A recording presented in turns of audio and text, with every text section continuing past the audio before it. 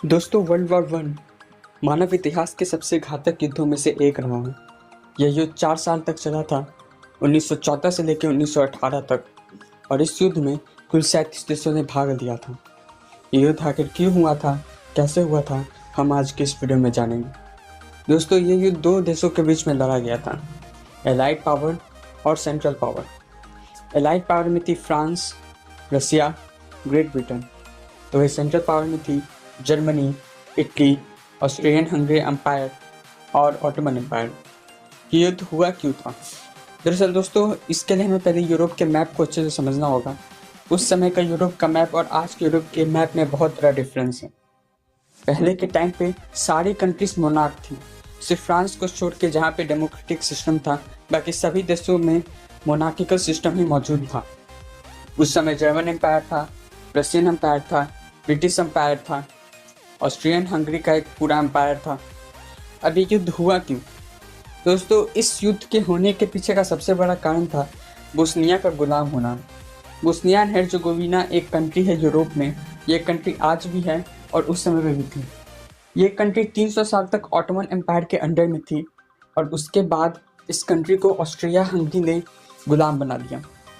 इस कंट्री के गुलाम बनने के बाद लोग काफ़ी ज़्यादा गुस्से में थे, क्योंकि एक तो वो 300 साल से गुलाम थे और उसके बाद फिर एक दूसरे एम्पायर ने उन पर कब्जा कर दिया। साथ ही साथ सर्बिया के लोग भी बहुत गुस्सा थे। अब सर्बिया के लोग क्यों गुस्सा थे?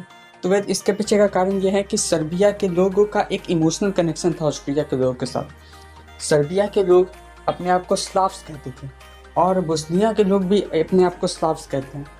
ये एथनिसिटी का जो कनेक्शन है, इसी के लिए इन्होंने सोचा था कि हम एक साउथ स्लेविक नेशन बनाएंगे यूगोस्लाविया नाम से। हालांकि ये कंट्री बनी भी और बाद में आगे चल के टूट भी गई।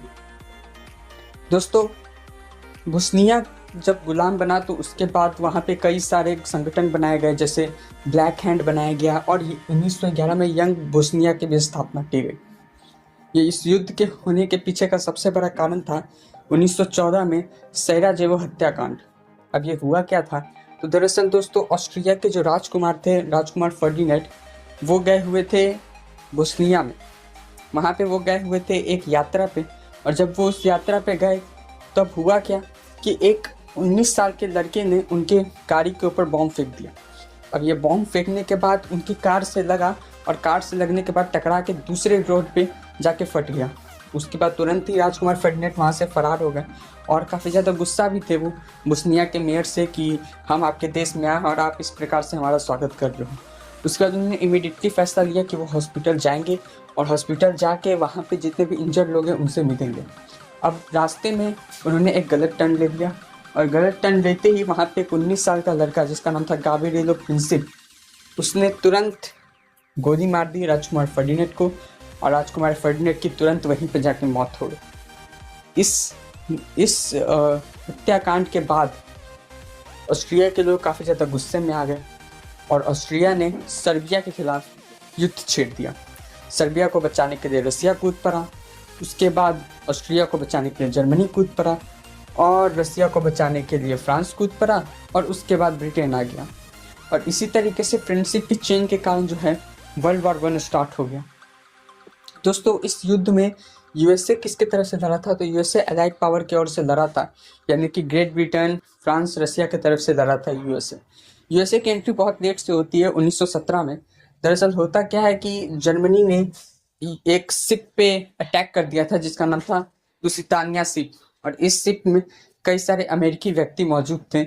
और जैसे ही वो अमेरिकी व्यक्ति उसमें मौजूद थे और वो अमेरिकी व्यक्ति मारे गए तो यूएसए काफ़ी गुस्सा हो गया और उसने भी वर्ल्ड वॉर वन को ज्वाइन कर लिया।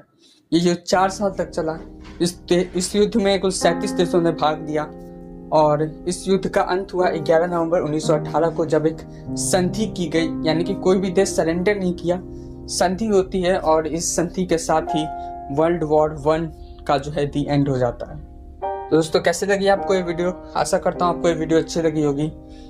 इस छोटे से इंसिडेंट ने 4 साल के एक बहुत बड़े युद्ध को जन्म दिया, जहाँ पे करोड़ों लोगों की जाने गए। ऐसी वीडियोस देखने के लिए हमारे चैनल को सब्सक्राइब करना ना भूलें। धन्यवाद।